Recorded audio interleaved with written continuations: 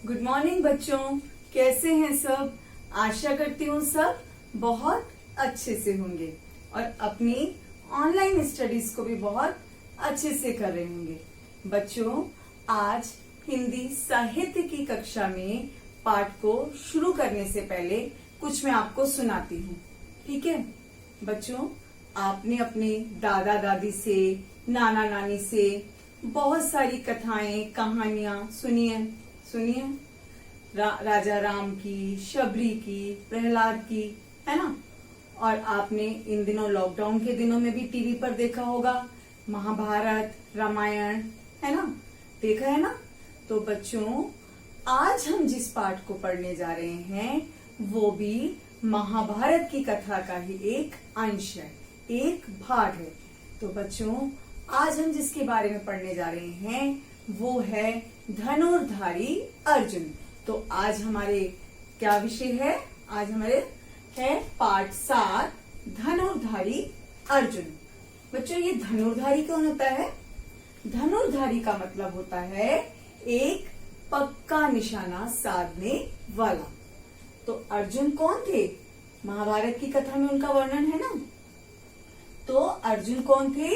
एक पक्का निशाना साधने वाले, बहुत अच्छा धनुष चलाते थे वो, पता है आपको। तो बच्चों, चलिए इस पाठ को अब हम शुरू करते हैं। पाठ 7 धनुर्धारी अर्जुन। चलिए हेल्पिंग बॉक्स से शुरू करते हैं। इस पाठ में महाभारत की एक कथा वर्णित है। वर्णित मतलब वर्णन है। ये कथा पांडवों के बालकाल की है। बालकाल मतलब बचपन की है।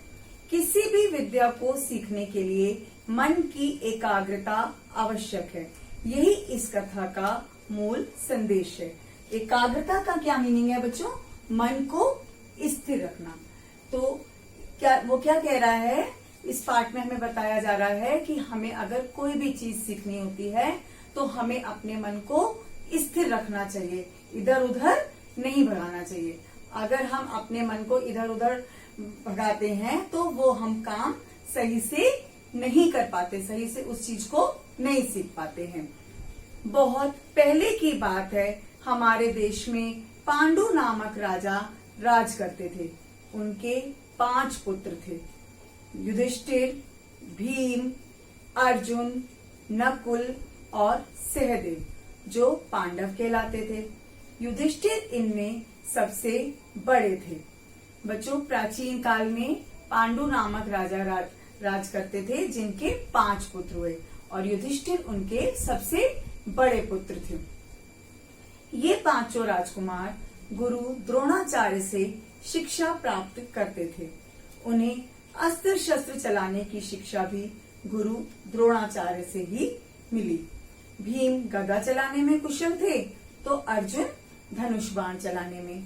बच्चों, पहले जमाने में क्या होता था, बच्चे शिक्षा प्राप्त करने के लिए अपने गुरु लोगों के पास जाते थे।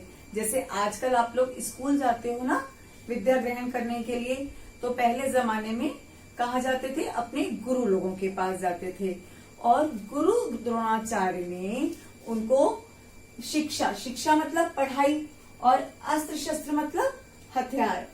हथियार मान जैसे धनुष बाण, त्रिशूल, ये सब चलाने की शिक्षा भी उनके गुरु लोग ही देते थे। तो पांडव के गुरु कौन थे? द्रोणाचार्य। वो उनसे शिक्षा प्राप्त करने के लिए गए।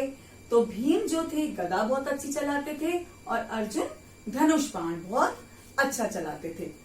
एक बार की बात है, गुरु द्रोणाचार्य ने अपने शिष्यों की परीक्षा लेने का निश्चय किया। उन्होंने पेड़ पर चिड़िया का एक खिलौना टांग दिया और अपने शिष्यों से चिड़िया की आंख पर निशाना लगाने के लिए कहा। बच्चों, जब आपका भी कोई कोर्स पूरा हो जाता है तो आपका टीचर आपका एग्जाम लेता है ना, ऐसे ही गुरु द्रोणाचार्य ने भी अपने शिष्यों की परीक्षा मतलब एग्जाम लेने का निश्चय किया। और क्या किया उसके लिए?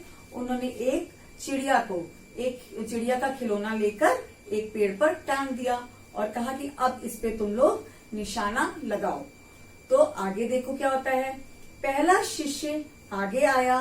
गुरुजी ने पूछा, उधर देखो, तुम्हें क्या दिखाई देता है? वह बोला, गुरुजी, मुझे पेड़, चिड़िया, पत्ते सब कुछ दिखाई देते हैं। शिष्य मतलब, शिष्य कौन होता है? जो गुरु से शिक्षा प्राप्त करता है, उसको हम क्या कहते हैं? शिष्य। जब फर्स्ट शिष्य आया तो वो निशाना लगाने लगा, तो गुरुजी ने कहा कि तुम्हें क्या दिखाई दे रहा है? तो वो बोला कि मुझे सब कुछ दिखाई दे रहा है। तो गुरुजी ने उसको बाण चलाने की आज्ञा नहीं दी, उसको मना कर दिया कि तुम बाण नहीं चलाओगे। क्यों मना कर दिया? क्योंकि उसका ध्यान अपने लक्ष्य की ओर नहीं था। अब दूसरे शिष्य ने क्या कहा? दूसरे शिष्य ने कहा, मुझे चिड़िया के पंख दिखाई देते हैं। गुरुजी ने उसे भी बाण नहीं चलाने दिया। दूसरे शिष्य को भी गुरुजी ने बाण चलाने की आज्ञा नहीं दी, परमिशन नहीं दी। अब बारी आई अर्जुन की। गुरु द्रोणाचार्य ने उससे भी वही प्रश्न किया।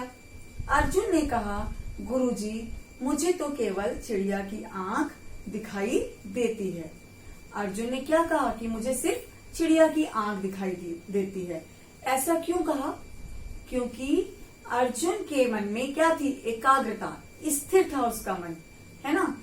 जो उसके गुरुजी ने बात कही, अर्जुन ने बहुत ध्यान से उसी बात पर ध्यान दिया, कहीं अपना मन इधर उधर नहीं लगाया।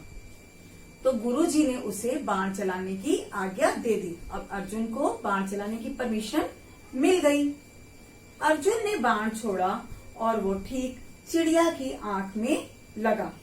अर्जुन बाण चलाने में बहुत कुशल थे, उनका सामना करने वाले कम वीर थे।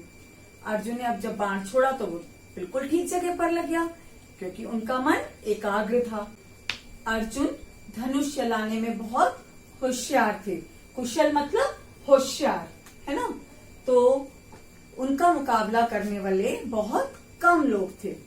इसी बाण चलाने की कुशलता के बल पर अर्जुन ने राजा द्रुपद की शर्त को पूरा कर दिया। अपनी इसी कुशलता के कारण उन्होंने राजा द्रुपद की शर्त को पूरा करा। राजा द्रुपद की एक पुत्री थी, द्रौपदी। पुत्री मतलब बेटी। राजा द्रुपद की शर्त थी, जो कोई तेल के कड़ाहा में देखकर ऊपर लटकी मछली की आंख को अपना निशाना बनाएगा, द्रौपदी का विवाह उसी धनुर्धर के साथ किया जाएगा। निशाना मतलब बच्चों टारगेट, लक्ष्य, और धनुर्धर मतलब पक्का निशाना लगाने वाला। तो राजा द्रुपद ने क्या शर्त रखी कि जो ऊपर लटकी मछली को नीचे तेल की कड़ाहा में देखकर अपना टारगेट बनाएगा, मैं अपनी पुत्री का विवाह उसी के साथ कर दूंगा। अर्जुन तो बाण चलाने में कुशल थे ही। उन्होंने तेल के कड़ाह में देखते हुए ठीक मछली की आंख पर तीर मारा और राजा द्रुपद की शर्त पूरी की। तो इस प्रकार बच्चों अर्जुन ने क्या किया? एकदम मछली की आंख पर निशाना बना लिया और अपनी कुशलता का प्रमाण दे दिया, और द्रौपदी के साथ उनका विवाह हो गया। अर्जुन ने महाभारत के युद्ध में भी अपने धनुष बाण का कमाल दिखाया। वे अपने युद्ध कौशल के बल पर अकेले ही सैकड़ों शत्रुओं से भिड़ जाते थे। कौशल बच्चों कला, कौशल मतलब कला। तो बच्चों इस प्रकार अर्जुन ने महाभारत के युद्ध में भी अपनी कुशलता का प्रमाण दिखाया, और वो अकेले ही अनेकों सैनिकों के साथ युद्ध कर लेते थे। धनुर्धारी के रूप में उनका नाम सदा प्रसिद्ध रहेगा। इस प्रकार बच्चों आज भी अर्जुन का नाम एक कुशल धनुर्धारी के रूप में हमेशा मशहूर रहेगा। अगर बच्चों हम भी कोई कार्य अगर एकाग्र होकर करें, स्थिर होकर करें, तो हम भी बड़े से बड़े काम को बहुत आसानी से कर सकते हैं ना। तो इस प्रकार बच्चों मन को स्थिर रखकर, एकाग्र रखकर बड़ी से बड़ी सफलता को प्राप्त किया जा सकता है ना। तो अगर आप भी कोई कार्य करें तो अपने मन को एक जगह पर रखकर करें, अपने मन को इधर उधर ना घुमाएं। ठीक है, थैंक यू।